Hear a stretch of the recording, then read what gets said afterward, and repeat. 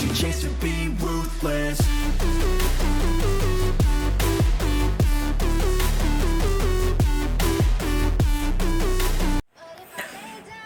Halo guys, assalamualaikum warahmatullahi wabarakatuh. Welcome to my channel. Kembali lagi di channel ini.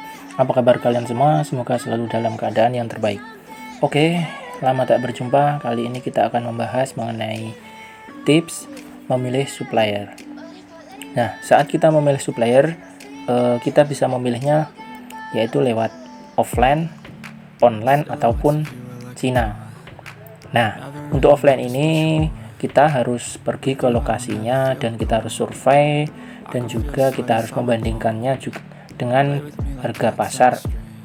Misal kita mencari supplier sepatu, nah itu kita harus mencari perbandingan di pasaran dan juga harga di pasarannya agar mendapat yang terbaik. Dan selain itu kita perlu juga untuk mengecek kualitas dan pastikan kita mendapatkan tangan yang pertama ya, supplier tangan pertama seperti itu.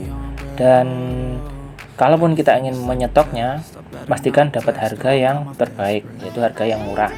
Misalkan kalau kita suppliernya juga support untuk menjualkan online, kita bisa akan lebih baik karena bisa memangkas biaya. Nah, seperti itu. Selain itu, kita juga bisa mencari supplier itu lewat online ya. Nah, kalau online ini kita bisa melalui marketplace seperti lewat Shopee ataupun Tokopedia ataupun Lazada, ataupun juga bisa seperti Baleo Mall, juga Dropship Ajar, Evermost ataupun yang lainnya yang kalian percaya. Bisa juga di Instagram, tapi kalau di Instagram itu kalian harus bisa menyeleksinya. Nah, selain itu kita juga bisa mencarinya lewat supplier Cina. Nah, kalau untuk Cina ini tentu saja kalau untuk penjual pemula itu kita tidak bisa langsung ke Cinanya, karena bisa jadi kita kekurangan dana untuk langsung ke Cina. Jadi bisa lewat agen-agennya seperti itu. Kalau lewat agennya itu kita juga kemungkinan masih dapat harga yang murah. Nah, seperti itu. Selanjutnya, nah langsung saja. Ketika kita memilih supplier itu, pertama, ini terkhusus untuk yang di marketplace ataupun supplier online ya. Ini lebih ke online. Tips memilih supplier online. Nah, untuk memilih supplier secara online itu, pertama kita harus melakukan riset suppliernya ya. Seperti yang pertama itu, yang perlu kita harus tahu itu seperti ratingnya seperti apa. Misal dia punya toko di marketplace, kita cek ratingnya, terus penjualannya bagaimana, review dari para konsumennya seperti apa, dan juga kita bisa juga membeli produk realnya dulu untuk kita tes barangnya seperti apa sih, seperti itu, agar kita lebih yakin saat menjualkan produknya. Nah, selain itu kita juga setelah membeli tadi, kita tentu akan tahu kualitas yang realnya seperti apa, bukan cuman yang disampaikan suppliernya seperti itu. Nah, selain itu kita bisa juga membandingkan dengan supplier lain. Maksudnya tidak membandingkan supplier ini seperti apa, bukan seperti itu, tapi lebih ke kualitasnya dan juga pasarannya lebih baik yang mana sih dari supplier ini dan juga supplier pembandingnya. Nah, itu bisa kita jadikan pertimbangan. Kita bandingkan dari segi kualitas, dari segi market, ataupun variasi produknya, dan juga update stoknya seperti apa, seperti itu. Nah, selain itu, selanjutnya kita bisa mengecek variasi produknya tadi. Nah, untuk variasi produk ini, apakah produknya itu banyak atau cuman sedikit dan tidak up to date seperti itu. Nah, ini juga bisa dijadikan pertimbangan. Nah, kalau produknya variasi produk banyak, tentu akan lebih menarik. Dan juga jika produknya ini up to date terus, dia mengeluarkan produk baru, supplier itu terus mengeluarkan produk yang baru, tentu akan lebih baik lagi. Nah, selain itu, pastikan dari supplier itu harganya stabil ya, tidak saling membanting antara reseller lainnya. Misal kita jadi reseller, terus ada reseller lagi membanting harga, itu akan kalau tidak stabil, ini akan bisa berbahaya seperti itu. Meskipun itu kembali ke prinsip kita ya, kalau setiap produk itu punya targetnya sendiri, punya jodohnya sendiri. Nah, meskipun kalau banting-bantingan, kalau memang rezeki ya insya Allah kita akan tetap jalan. Tapi pastikan kita memilih yang harganya stabil saja, cari aman lah seperti itu. Nah, selanjutnya setelah kita meriset suppliernya dari segi rating, kualitas, dan juga perbandingan dari supplier lain di pasaran, variasi produknya up to date atau tidak, ataupun stabilan harga, selanjutnya yaitu stok melimpah atau ready atau tidak, seperti itu. Nah, ketika kita memilih supplier, pastikan stoknya itu selalu up to date. Nah, barangnya juga selalu ready ya, tidak pre-order seperti itu. Kalaupun pre-order itu ada yang pre-order, pastikan itu tidak terlalu banyak ya. Misal jumlah produknya itu 50, terus pre-ordernya sekitar 27 ataupun sekitar 30. Nah, itu tidak direkomendasikan ya. Kalau kita pastikan lebih banyak stok yang ready dan juga stoknya up to date seperti itu, agar kita saat menjual itu, saat customer menanyakan stok itu, kita selalu bisa memenuhinya seperti itu. Nah, selanjutnya pastikan lebih baik mereka memberikan support marketing kit. Nah, pastikan supplier yang kita pilih itu menyediakan marketing kit seperti foto produk, seperti akan lebih lagi jika mereka memosting juga detail deskripsi dan juga variasi. Nah, pokoknya yang marketing kit lah, kalian pasti tahu lah marketing kit. Nah,